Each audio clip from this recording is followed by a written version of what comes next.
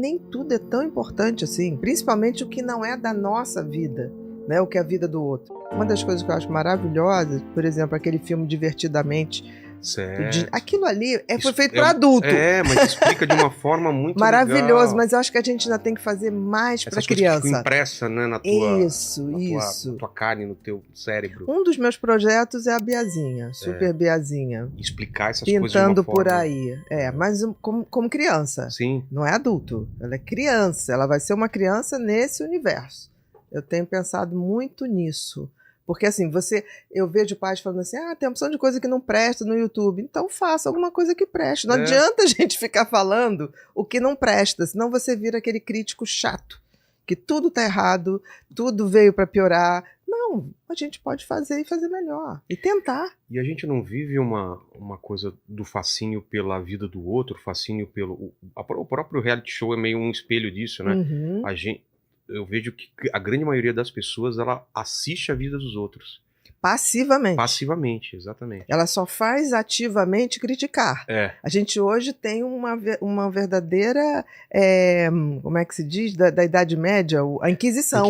A Santa Inquisição resolveu baixar nas redes sociais. E compartilhe falando assim, amiga, o que você acha disso? Exatamente. Ou então, de que lado você está? Pra que dividir? Tudo você é chamado a opinar. Ou sim ou não, de que lado você tá aqui ou tá aqui, é contra ou é a favor. A gente não tem cérebro para isso tudo. Até porque nem tudo é tão importante assim. Principalmente o que não é da nossa vida, né? O que é a vida do outro. A vida do outro só vale pra gente se ele está inspirando alguma coisa, se ele está trazendo pra gente algum ensinamento. Fora disso... Mas isso você acha que é uma coisa do nosso tempo ou sempre foi assim? O ser humano sempre foi de ficar olhando a vida do outro e tentar... Eu acho que sempre teve, né? Tipo assim, a câmera de segurança das ruas antigamente eram as velhinhas que ficavam conversando e fofocando. Então, assim, eu acho que o ser humano tem uma tendência à fofoca. Por quê? O que é a fofoca? É a distorção de uma realidade. Por quê? Por que a gente faz isso? Então, porque todo ser humano quer intervir na história, quer contar a sua versão.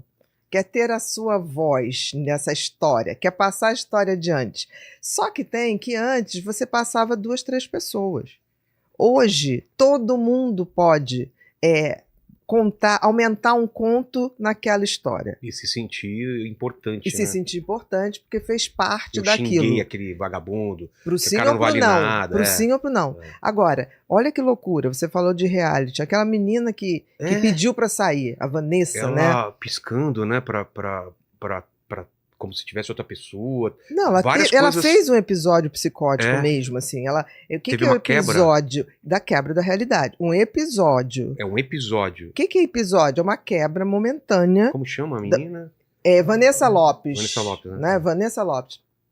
Naquele momento, eu me lembro que as pessoas... Bia, fala. Eu lembro, todo mundo te perguntando. E eu fui lá, olhei, eu falei assim, bom, que ela teve uma cisão da realidade? Teve. Ela estava vivendo uma outra realidade que não era a realidade que aquelas pessoas estavam vivendo. Ela dizia, olha, estão me espionando, olha. E ela olhava para as pessoas, vocês não estão entendendo o que está acontecendo? Né? Ela foi tendo uma estranheza muito grande. Ela rompeu com a realidade.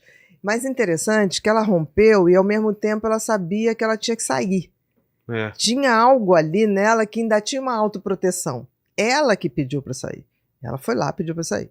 E aí, eu fiz um comentário sobre isso e falei muito claramente que a gente está vendo agora o rompimento, porque a Vanessa é de uma geração que cresceu se expondo a vida, né? Tudo dentro da rede social.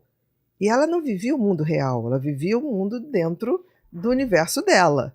É a primeira vez que ela vai para o reality show, se põe a vida real. A vida real se impôs para ela. E ela não estava preparada para a vida real. Não tinha os filtros, não tinha as musiquinhas, e não tinha segurança. Não tinha segurança. Ela não estava controlando mais. Ela não estava. Porque a rede social você controla a tua realidade. Claro. Você cria. Você cria. Você bota o que você quer, no filtro que você quer. De repente, quando ela estava na vida real, ela não resistiu. Então, é isso que eu tenho medo desta geração. Não é da inteligência artificial que virá, não é nada disso. É da aquele quebra. Óculos da Apple, né? Que você tá andando e ao mesmo tempo tá assistindo alguma coisa, ou ele tá medindo as coisas. Que as pessoas vão... Tem vídeos, né? Que as pessoas andam no meio da rua.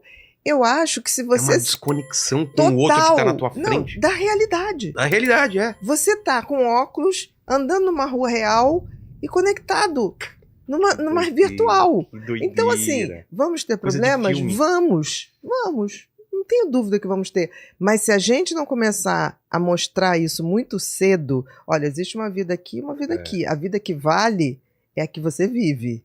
São os seus afetos, são as suas coisas, são os seus E já tem esse desejos. movimento também, né? Já tem. De pessoas falar, calma, Exatamente. o minimalismo, o ter uma casa na O montanha. essencialismo, né? Como? O essencialismo O da que é o essência. essencialismo? De você A buscar... essência, vamos buscar o que é essencial para mim. Você já se sentiu constantemente puxado por distrações, esquecendo detalhes cruciais e adiando tarefas importantes? O mundo pode parecer um turbilhão de inquietudes e detalhes perdidos, mas acredite, há uma forma de se centrar e realinhar sua atenção. Eu sei bem como o transtorno de déficit de atenção com hiperatividade, o TDAH, pode fazer com que você se sinta falta de atenção, esquecimento frequente, falta de foco, procrastinação e inquietudes. Eu entendo o quão desafiador é, mas eu quero que você saiba que o TDAH não deve ser entendido como uma doença. É um tipo de funcionamento mental acelerado, repleto de ideias e, às vezes, mais desorganizado e dispersivo. Esse comportamento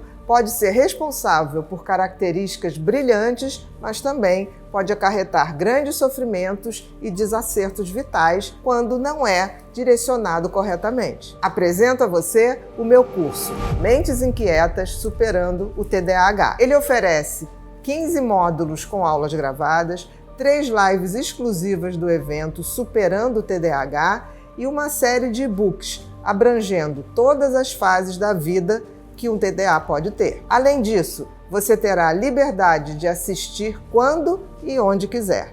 Acessar o curso em qualquer aparelho com internet. Não deixe que o TDAH controle sua vida. Clique no link e comece sua transformação agora.